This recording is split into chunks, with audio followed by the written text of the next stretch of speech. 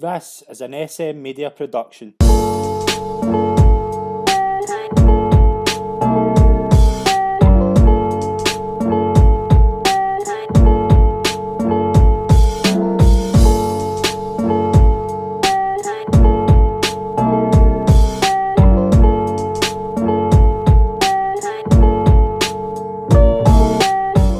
Hi everyone, and welcome to the latest episode of GolfTalk right here on SM Media. I'm Scott McPike, delighted to be your host as always. We've got a very special guest in this week's episode. I'm joined by the former amateur champion and Scottish pro golfer Bradley Neal. Bradley, it's a pleasure to welcome you on the show. Thanks very much for joining me. No, thanks for having me. Yep, brilliant. Absolutely. Done. Finally. Brilliant. Aye, definitely. How have you been? You good? Aye, everything's all right. Aye. Last week, 2 weeks has been quite tough. Just family wise, lost my granddad a couple of weeks ago,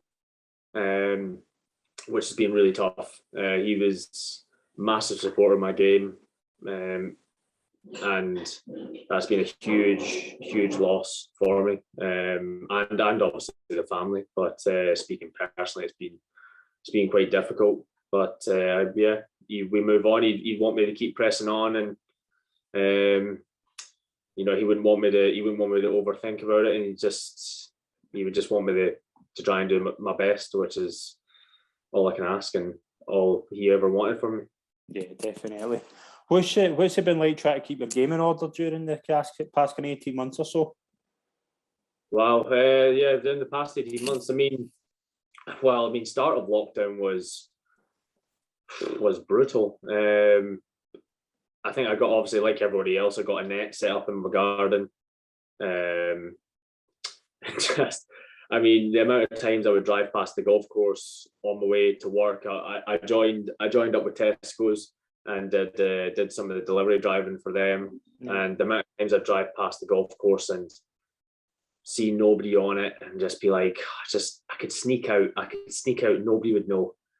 But the problem is with golf is that everybody, especially at Blair's, that everybody knows me and everybody knows everybody at that golf club. So the last thing I want is get into trouble or get the golf club into trouble and stuff. So yeah, that was a tough one. But as things moved on, last year obviously they had a few challenger events. And then obviously I played a lot of, it was fantastic that Paul Laurie started the Tartan Tour. That gave us quite a few events to play in. And I went down, Tom Hayward has the Clutch Pro Tour down in England. I went down and played a few of them. So just to try and just to do something, to be honest. I was just dying to play some competitions. I was, once golf was allowed again in Scotland, I was doing so much practice at Blair and I just wanted to play. I drove down to England and did a qualifier for the event at Close House, the British Masters, I'm pretty sure it was, and then continued down, went and stayed at a friend's house in London and played 3 or 4 of the clutch events, the last one being in Southampton at Stoneham, and then made the drive back up. So I was willing to go anywhere, to be honest, to get some competition. And now, funnily enough, it's actually like things are opening up now, but at the start of this year, I actually felt like it was easier to travel last year than it has been this year. But now with vaccinations kicking in and stuff, it's been a lot easier. Lateral flows being more accepted, and they're obviously a quicker turnaround. So it's still been a very weird year travel wise and stuff. But fortunately, the European and the Challenge Tour have been fantastic, and I know the money's been a little bit lower on the European Tour, but the Challenge Tour has managed to keep the prize funds the same, and which is brilliant for the golfers, to be honest, because things aren't getting cheaper for us. So that's been a bonus, and the fact that we've had every week since May has been amazing. So we've never been short of options, which is good. And if we do lose an option, then the Challenge Tour they've been dead keen to try and working really hard to find an alternative option. We've just lost the 2 China events in, I think they're normally October time, and as far as I'm aware, those events are going to get replaced with 2 more events in Europe, which is just outstanding work from the Challenger and obviously everybody, that all the events and all the tournament sponsors that are involved and make events happen for us. Yeah. So see, like, obviously when you started up playing, like, what was your kind of motivations? Like, who got you into golf? When did you first pick up a club? I was 3 years old, and it was my dad. So I've got an older brother who he did the same with. 3 years old, down at Blairgowrie, and then as soon as I turned 3, I think it was just the exact same practice, just getting me involved, just going around. My dad was quite a keen golfer as well. I think he got down to about 4 or 5. Played it the wrong way around, mind you. He was left-handed, but that's right. It was me and my brother were both right-handed, which as I got older and kind of started getting obviously sponsored and got clubs for free and like shoes and stuff like that. My dad was obviously the wrong way around, and he was always, his shoe size was a bit smaller than mine, but my brother benefited greatly from all my hand-me-downs. So it was interesting how it all worked out. I was getting all his hand-me-downs when I was younger, and now he's getting all my hand-me-downs. So it's amazing how it just turned, how it goes full circle. But just down to Carsey and on the wee course at Blairgowrie when I was 3 years old, and just kind of went from there. Just grew up. I obviously grew up playing golf and football, but as soon as just before I turned 13, I got into the Scottish under-16 squad for golf, and couldn't really do both after that, which so I was kind of just went from there really. Stopped playing football properly and then just kind of concentrated on golf.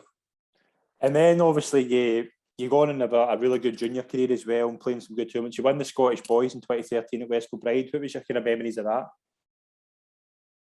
Won the Scottish Boys at Moneyfeith. Right, okay.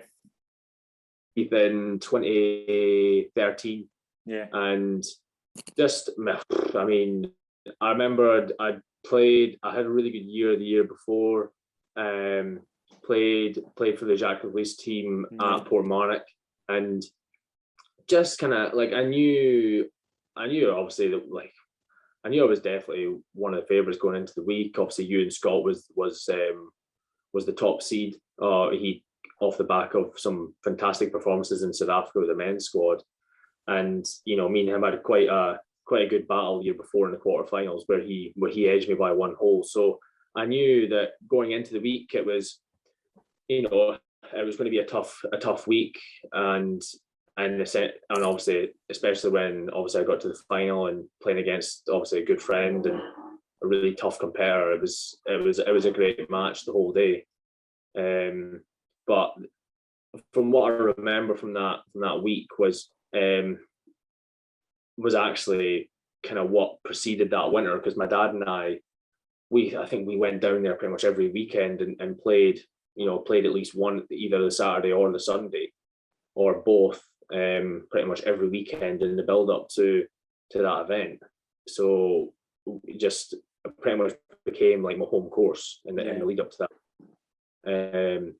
So it was pretty fortunate that all that hard work and all that preparation and that dedication from my dad as well, to be honest, driving down there back and forward pretty much every weekend for 3 months paid off. And then obviously you were coming through at the kind of early 2010s. Who were some of the other kind of good Scottish players that were coming through with you as well? I mean, Ewan Scott was definitely the lead one. He was by far streaks ahead of us. And then obviously there was myself. There was, Bob McIntyre was definitely there. He was a bit more of a late comer. He didn't really feature till he was about 16 or 17, I think. And then from then he just went man. He won Scottish stroke play, Scottish boys stroke play, Scottish youths. I mean, he kicked on big time from about the age of 16 onwards. Connor Syme was very much the same. From about 17 onwards, Connor really kicked on. He may have both, obviously, and then Ewan Ferguson's another one. Yeah.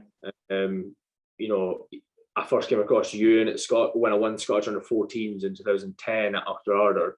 He finished third, and from then Ewan was always there as well. You know, and the four, you know, me and the three names I mentioned, Ewan Scott easily could have been another one, but he went off to America at that point.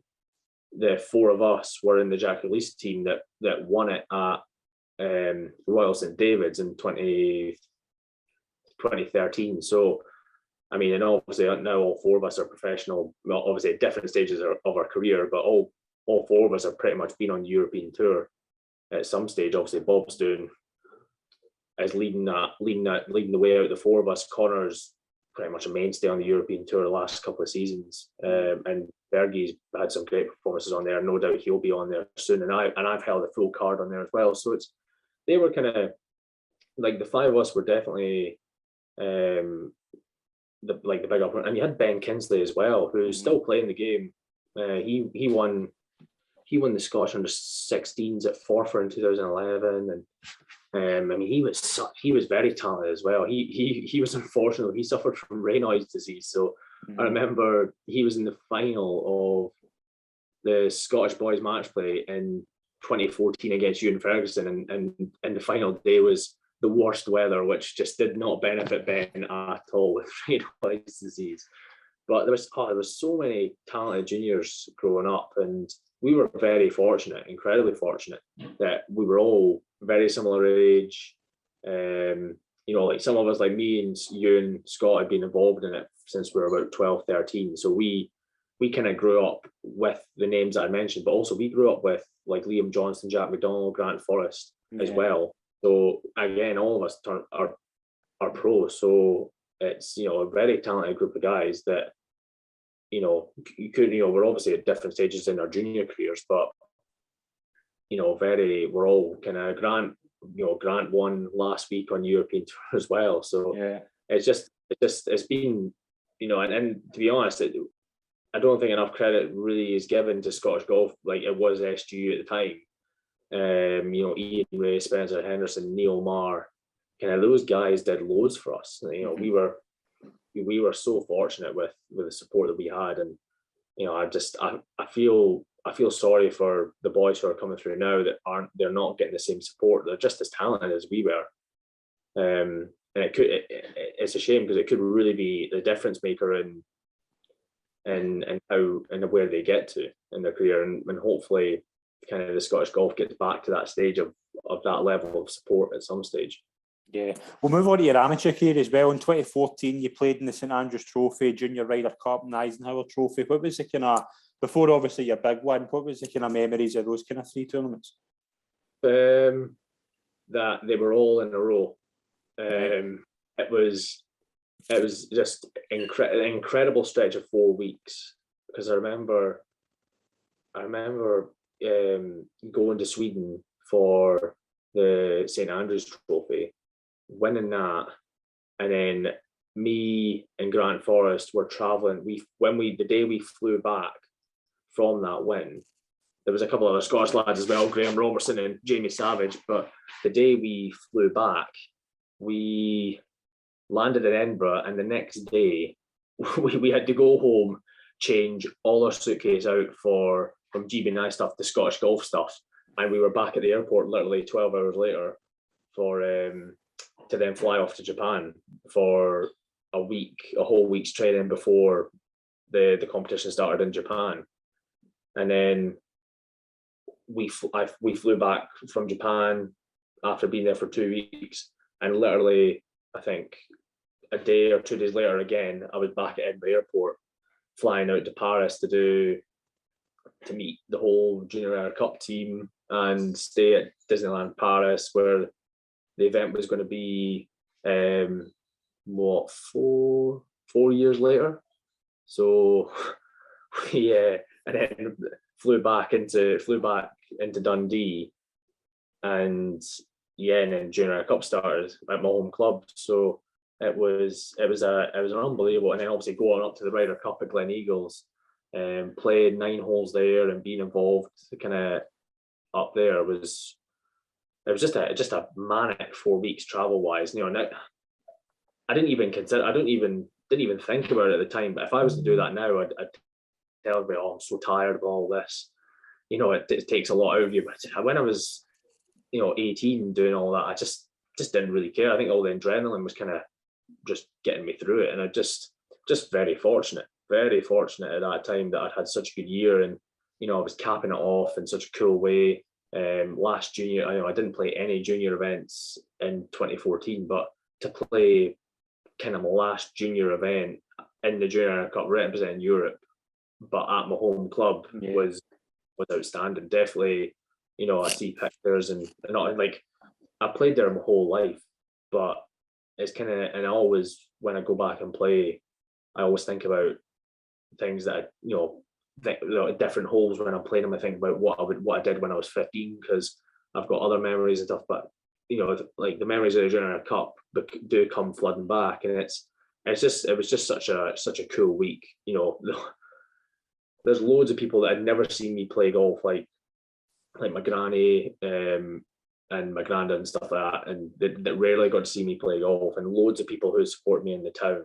And it was just very cool that week they got to see me play. And to be honest, it wasn't a great record. I think I had 1 win, 1 draw, and 1 loss, but I still felt I played pretty good. So I got to show them what I was kind of capable of doing, which was awesome. Yeah, definitely. Move on to Royal Portrush. When you won the 2014 Amateur Championship, you beat Xander Lombard in the final. Talk us through your memories of that whole event and just how much of a honour it was to win the tournament. Well, I can't believe how quickly the time has went. It's just ridiculous. It was 7 years ago. I remember, again, like the dedication from obviously myself, but my dad. Like, we went over in the March, April time because we had, through a friend of a friend, helped us out, sorted us out with accommodation, and we played twice at Portstewart and once at Portrush, and we just became, incredibly close with every member at Portstewart. It was unbelievable. Like, we'd finish playing our match at Portrush and we'd be straight up to Portstewart to have dinner with the guys we became friends with, and we became friends with the captain, and from winning it, Portstewart made me an honorary member, which is cool. Just because they recognised obviously my achievement, but the fact that I'd given so much time to the club and to the members there, and they took me in as one of their own as well. It's I just remember from the night after I won, we were back at Portstewart obviously again. My dad was there, and my brother and a few members came over from Blairgow. We drove over that morning, so they were drinking and stuff like that. They were obviously drinking Guinness and stuff, but there must have been about 50 to 100 the Portstewart members, and when I walked in with the trophy, they started singing that Flower Scotland. So just incredible, just little things like that I'll always remember. And but it definitely wasn't kind of like an easy ride. I remember the second round, there was big fog delays, and we got out after the fog delay. I got through 14 holes, and then it got called off. And at that point, I was on the cut line, or around about the cut line, I think it was. And the next 4 holes, I had up and down on 15, 16, 17, and then I finally hit the green on the last, and 2 putt there. But it was not an easy, I mean, winning and qualifying for a match play, the match play side of things, and then going on to win, it's never an easy route. It's never as straightforward as that. And I had, it was one match as well that, I mean, like the first match I played, I think it was against an Irish guy, Stuart Graham, who's also a pro now. I was 4 or 5 up on him after like 6 holes. Ended up on the last, he missed a putt from 8 feet, 10 feet to take me down extra holes that he missed. And I was like, I mean, it was such a sigh of relief. And there was another match that I was 3 down through 9, but then won 5 holes in a row from the 10th to the 14th. So, just little things like that. Played my semi-final match against Connor Syme.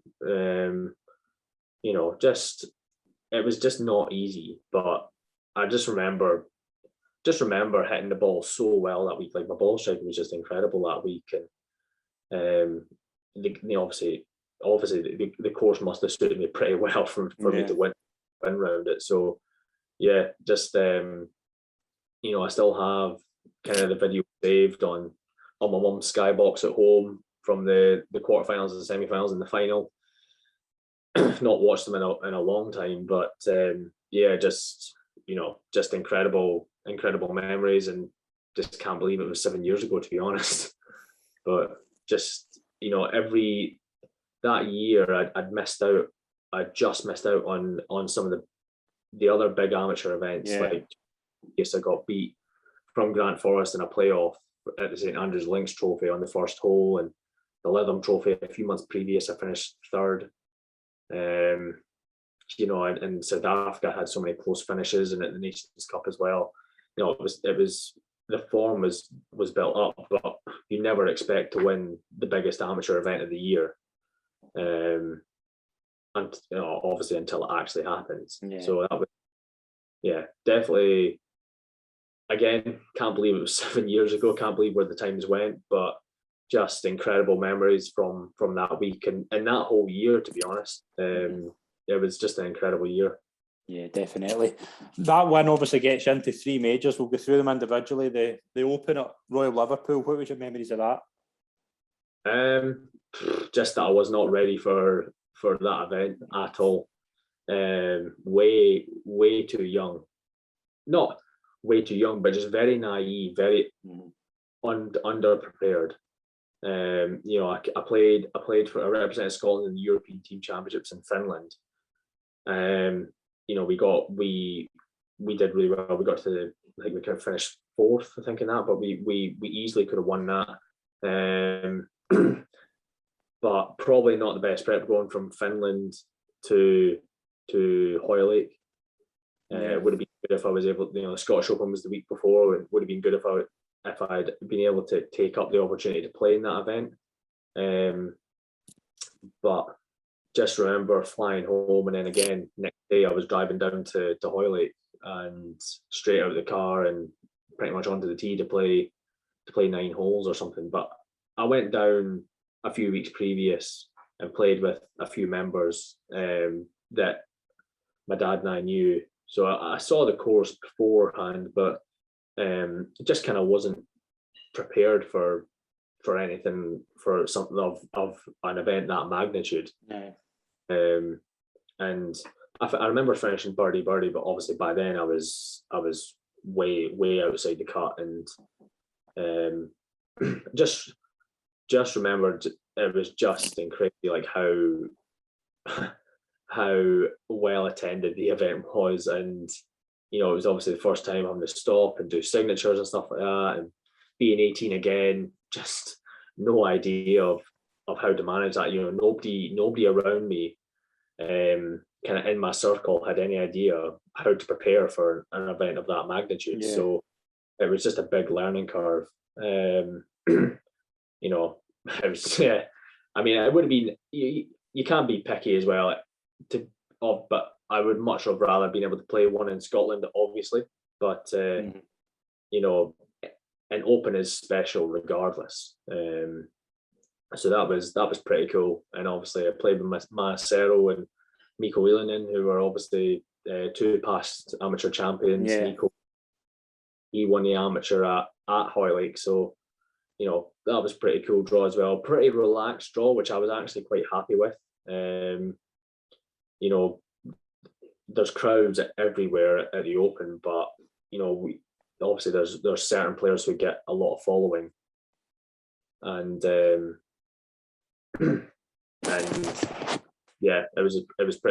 was just a pretty relaxed draw. So it's kind of what I wanted, but just the performance wasn't really what I wanted.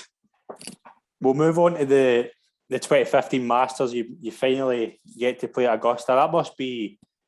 It must be obviously you've won the tournament, the amateur championship, you deserve to be there, but it must be a nerve-wracking place to go when you just see it. Again, like it's not a guarantee that you get into that event. Obviously, it's an invite. Yeah. But we were obviously, everybody kept saying that, oh, you get to play Masters, but I was kind of like, I've not had the invite yet, so jinx it or anything. They might decide they don't want to invite the amateur champion this year. But when I got that, and just before Christmas, I'm pretty sure it was, or just after Christmas, that was ridiculous. And straight away planned to go over in the January time with Phil McKenna, who carried for me at the Open, and he's going to carry for me there as well. So every time I went, he was with me. He, from his days caddying at St Andrews, knew an Augusta caddy, so liaised with him, and that guy caddied for me every time in the build up to the Masters to try and help us as much as he could, share as much knowledge as he could about the place. But we went there for the first time in the January, and just ridiculous how special a place, and how much a place can have an effect on your mood, and just everything you're doing. I just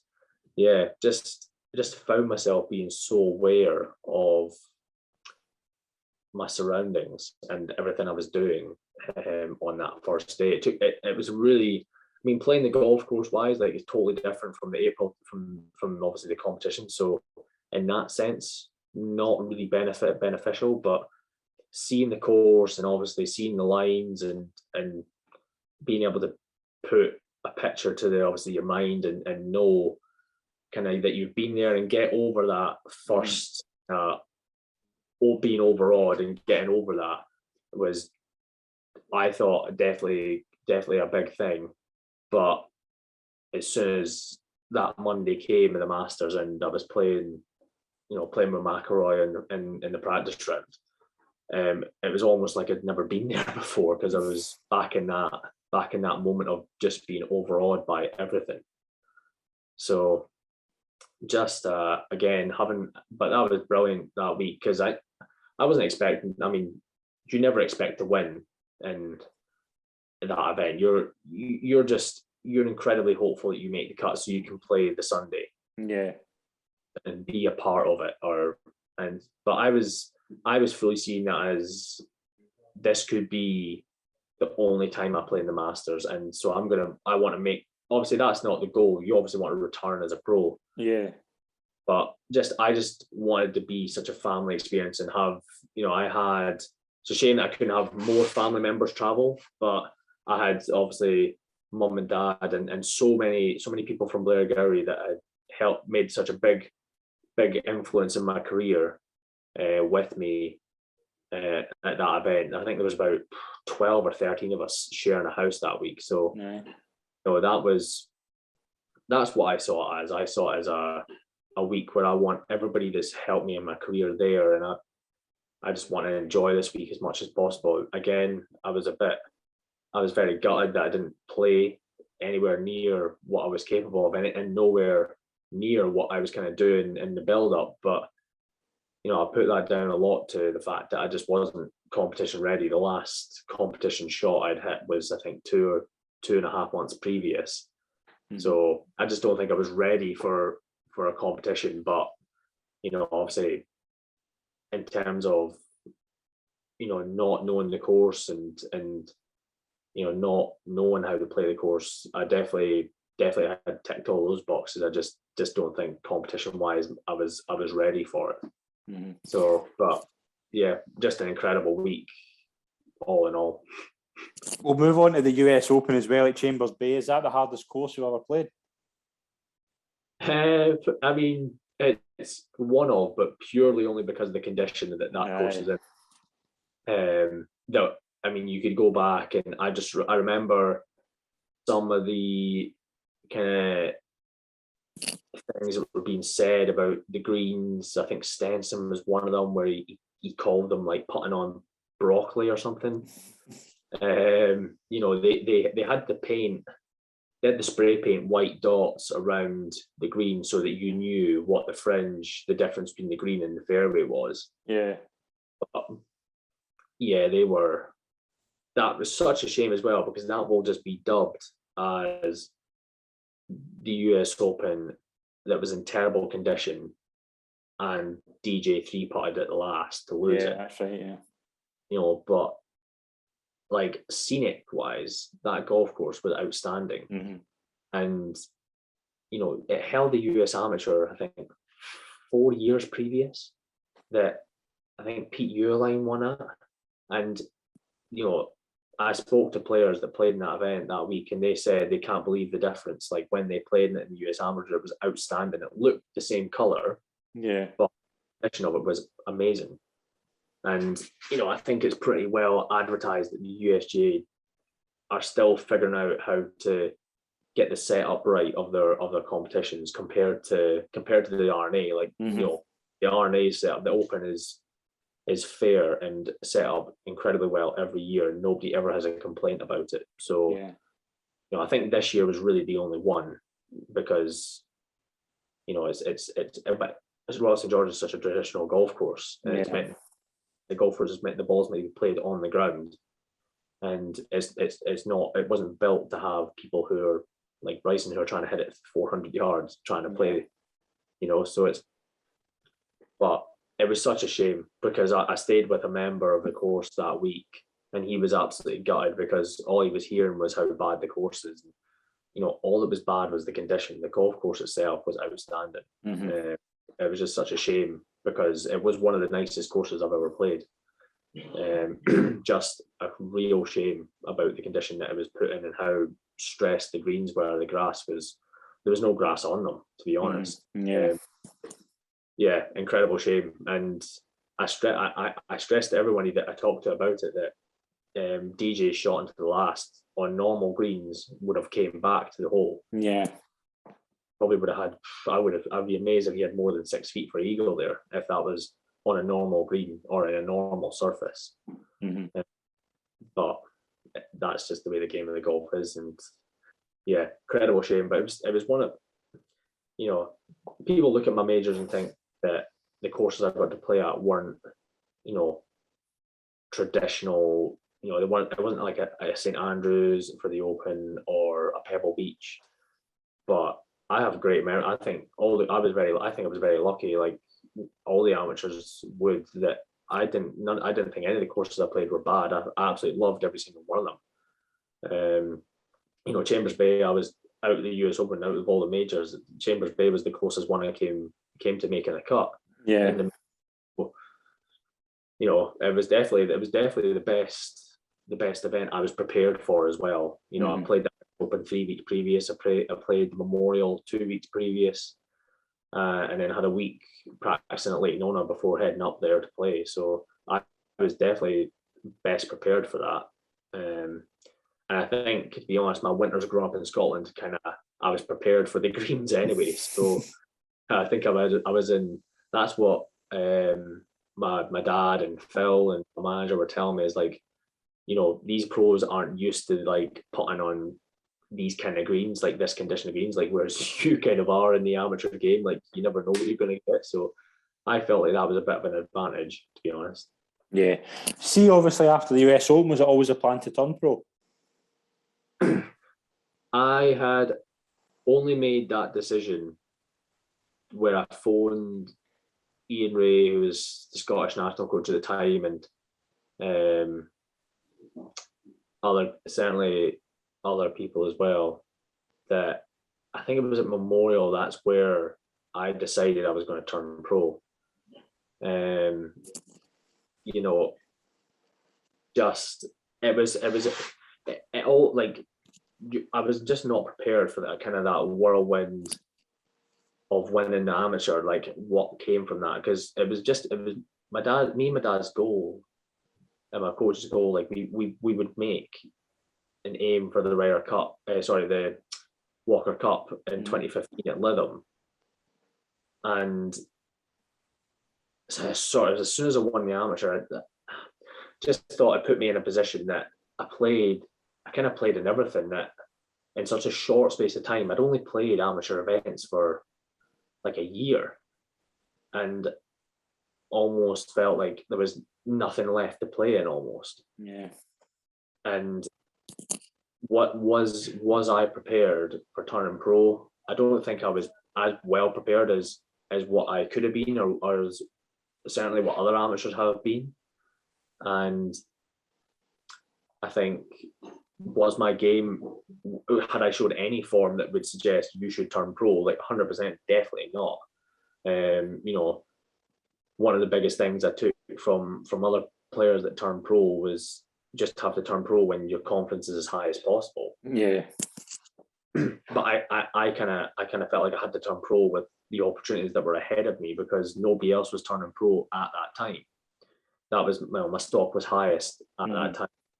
Certainly getting European Tour starts and Challenge Tour starts, I was going up against nobody else. Yeah. Certainly really turned pros to get those starts. Whereas if I'd waited for the Walker Cup, then there's a new amateur champion. Then I'm turning pro with probably like 4 or 5 other guys who have all played the Walker Cup. Mm-hmm.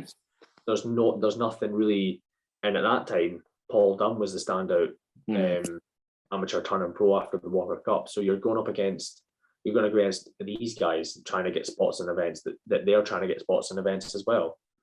So it was I kind of found myself between a rock and a hard place, because I know for a fact that my game was nowhere near good enough, or certainly not performing well enough at the time to turn pro.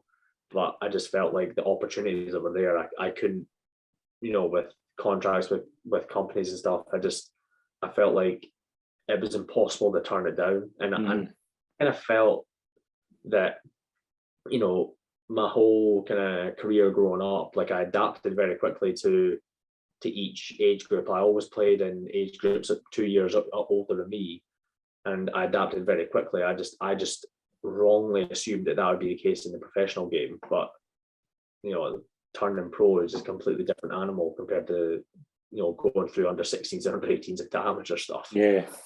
But I learned, I mean, I don't regret my decision at all, because to turn pro at that time, because 2 years later I was getting my card on the European Tour. What was that feeling like? What was that feeling like when you got, obviously you had the good year in 2017 when you got on the Challenge Tour and you got your European Tour card? Like how big a kind of step up was that? Again, it kind of came from nowhere as well. Like, it was, I mean, 2017, 2015 was, like I said, poor in the events I played in. Did all right at Q School, got through all 3 stages, just missed the cut, and I had a small Challenger status, and again played on invites, and my status got me to some Challenger events through 2016, but again didn't really show great form. And again got through all 3 stages of Q School, and by this time made the cut, and had a full Challenger card for 2017, and got off to a great start in Kenya and Turkey. I think I had like a top 20 and a top 11 or 12, and then from there just went downhill really. I mean, I was never a consistent performer. Like 2014 is a weird year because of how consistent my game was and how consistent the performances were, but I've never shown consistency really. So I was up and down and missing cuts and making cuts, but nothing exciting, nothing great. And I took 2 weeks. Away from the Challenger, had a week's holiday with my girlfriend, and came back. And the week before the Hydro, the Scottish event up at Abbeymoor, got prepared. Poor first round, shot 400 second round, missed the cut by 1, and just for some reason, just something like clicked. And I was very fortunate that I went to Prague. And the golf course just really suited me. Like, I just couldn't believe how many drivers and how were required, which is a strength of my game, and how much of an advantage it was carrying it, 295, 300. And I just felt like it was a golf course that was made for my game. And finished tied second next week in Italy, finished tied second again. probably should have, if I was a wee bit more experienced, probably could have closed that one out. Yeah.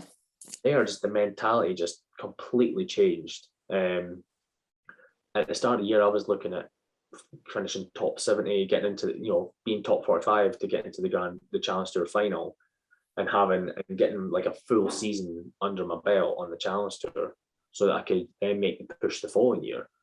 But after I finished tied second in Italy, which was the biggest, one of the biggest prize funds of the year, it just, I rocketed up to fourth in the rankings, and it just completely changed what the goal was then for the rest of the year. And I remember being in Oman, again, had my dad and two really close friends that have helped me a lot in my career out watching. And I pretty much, after Italy, I was in top 15 the whole way, right up until the week before the grand final, where I dropped to 16th. And knowing that obviously you need to play well, kind of, just, I do remember a lot I remember mainly a lot from that week was me and Gav Moynihan, the Irish lad that I shared with quite a lot. We pretty much every night, it was the same routine. It was heading to a mall in Oman, in Muscat, and having a Nando's and then having a Cold Stone to eat on the way home, every single night without fail. And I remember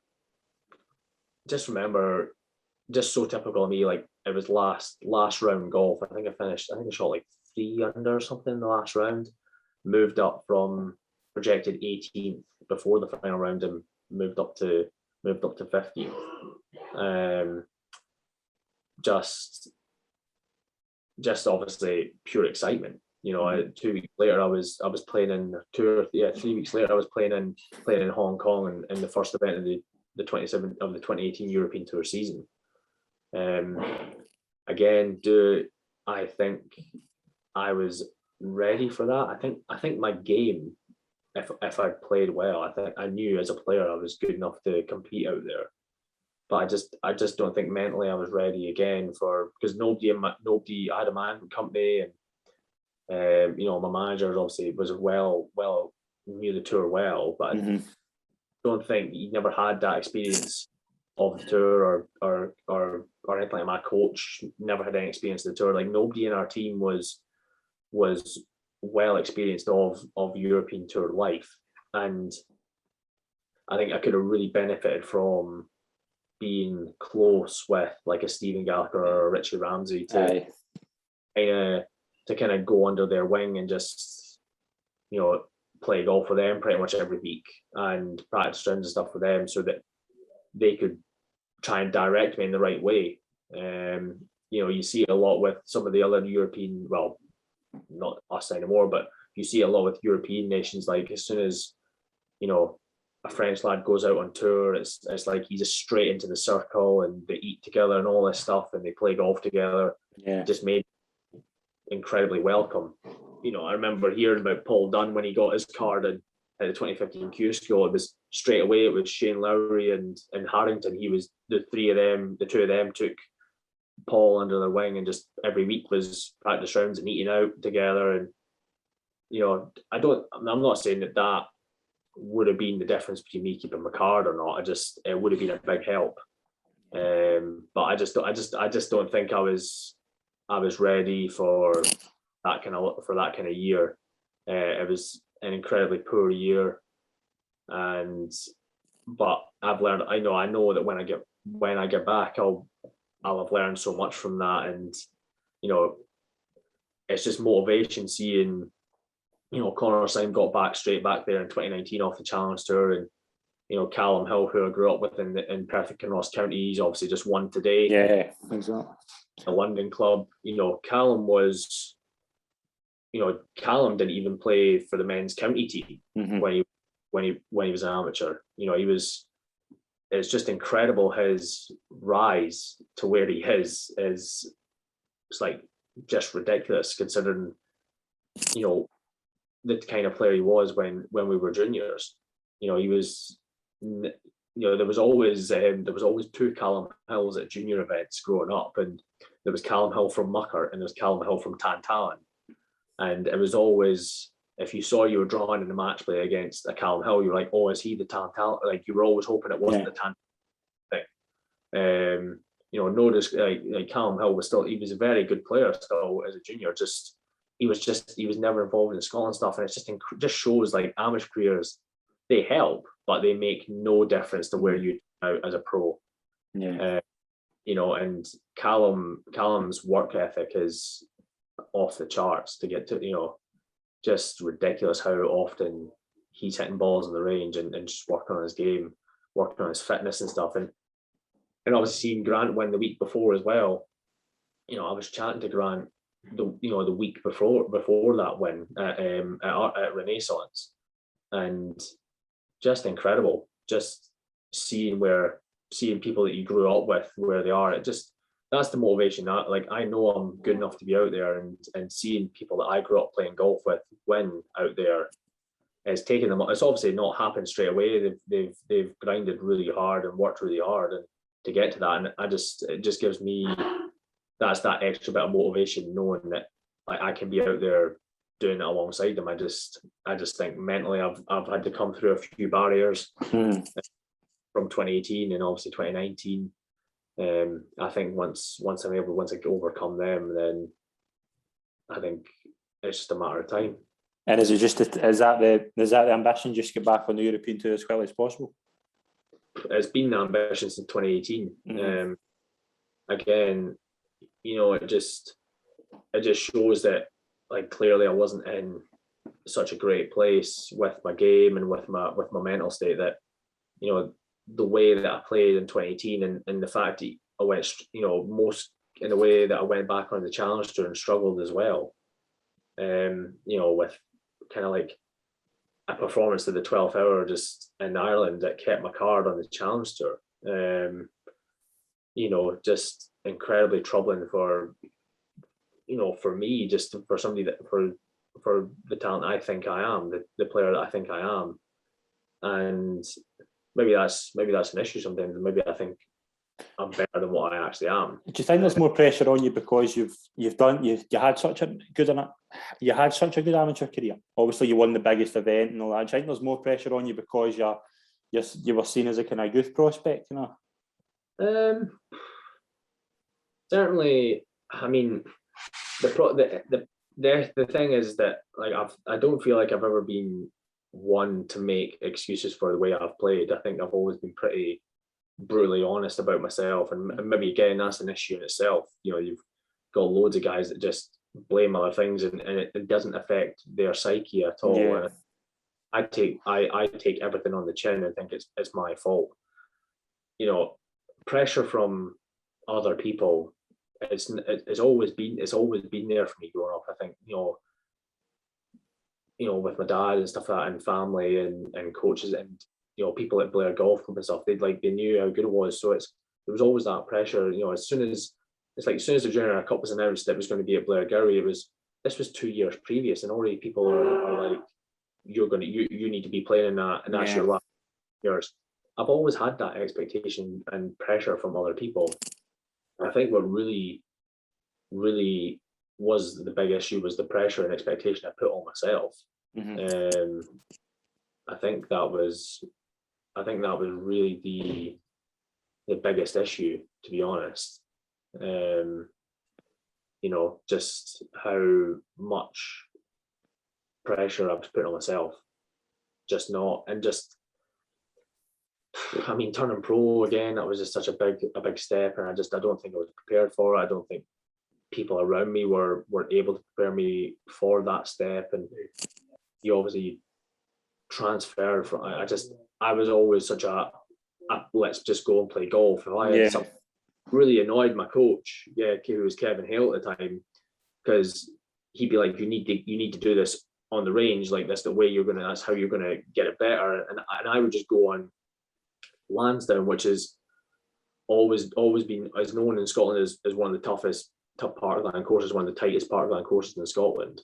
And I would just go and stand on tees there and hit shot after shot, grooving the move on the course, which, because I grew up thinking there's no point in this swing working on the range if it doesn't work on the course. Mm-hmm.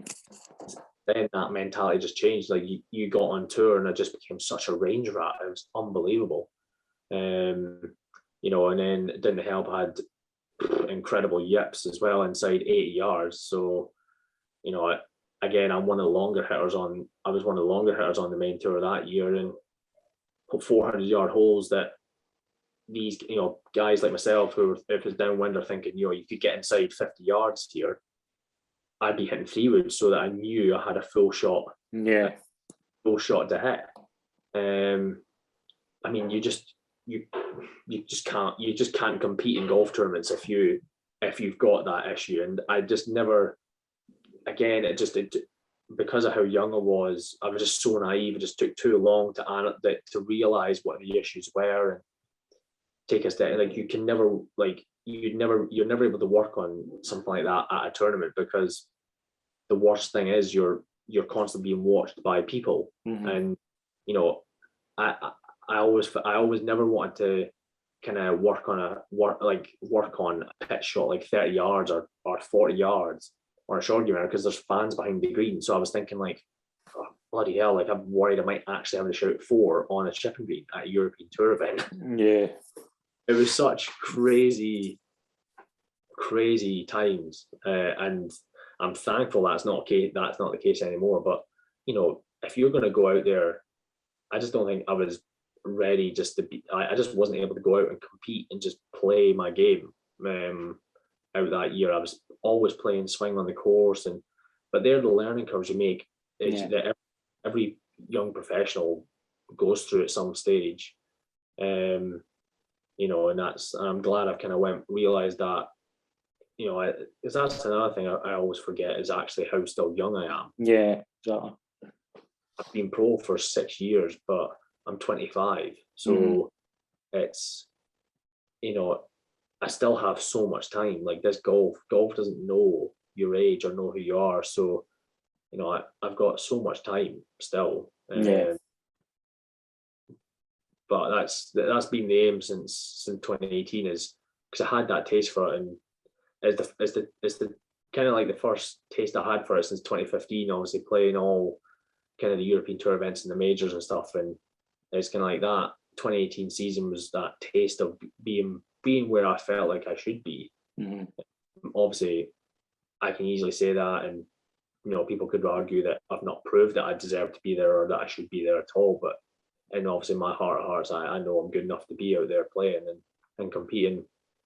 I learned so much from that year, 2018 and 2019, because I had to overcome so much mental barriers to be able to play golf again. And I'm glad that, hand on heart, it's kind of all that's overcome, and hopefully I don't have to go through that kind of that mental state again if I'm competing. Yeah, definitely. We just hope to see you back on there soon. Are you all right closing some quick fire questions? 100%, yeah. Brilliant. Who would you say was the best player you ever played with? Most impressive, Rory McIlroy, 100%. When I played with him the practice round at Augusta, that was, I was so intrigued to see every part of his game, because obviously people he was always so well known for obviously the way he hit it off the tee and his ball striking.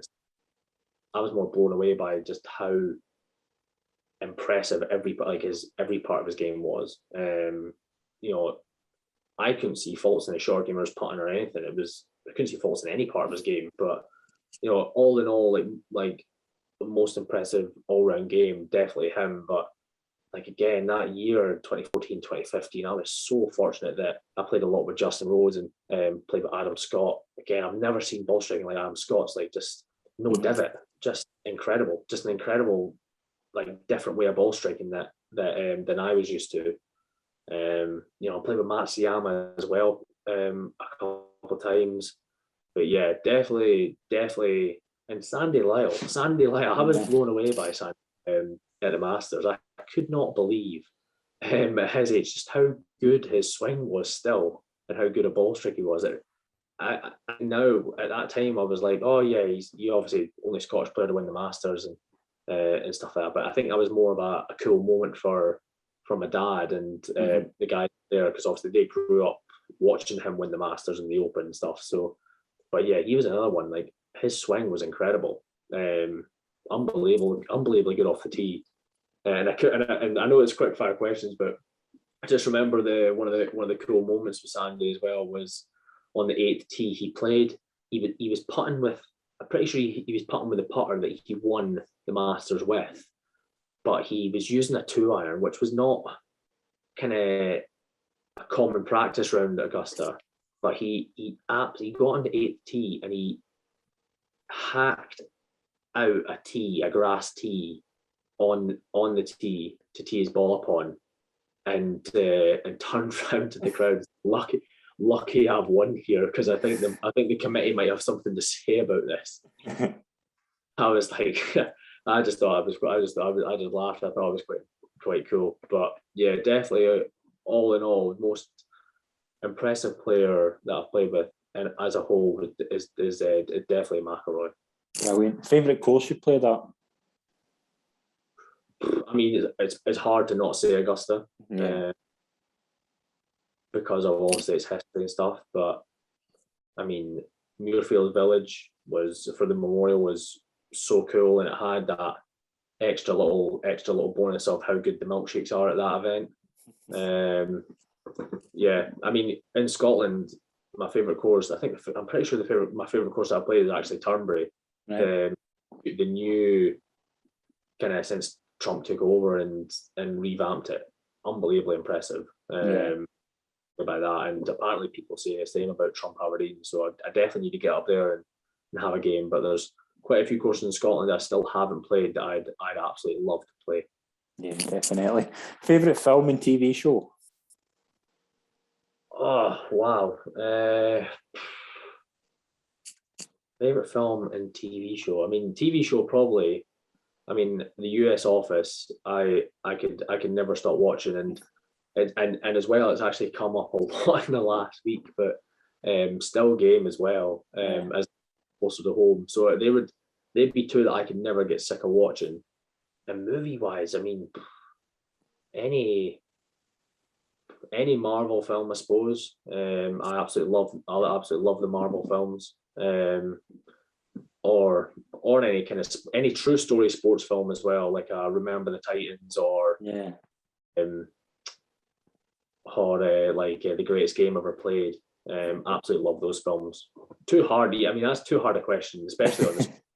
Too hard a question.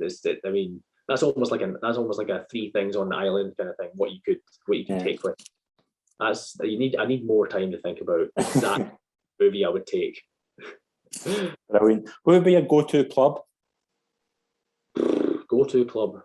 Oh, well, I wish sometimes you could hit putter off the tee, but driver, to be honest. Driver, I've never think that drivers, everybody says it to me, and it's funny because everybody at home, like my dad, think that it's like always the cause of a double bogey or a triple bogey for me, but like driver's is the best club in my bag.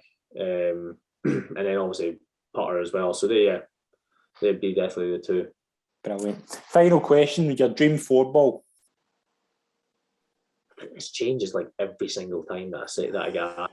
But I mean, always the number one would be Tiger Woods for me. No brainer. Sorry? No brainer. No brainer, yeah. He's always the number one. I think this one change. I mean, I love to play with Sebi. I think if I was able to have Sebi in that group, that'd be incredibly impressive. Like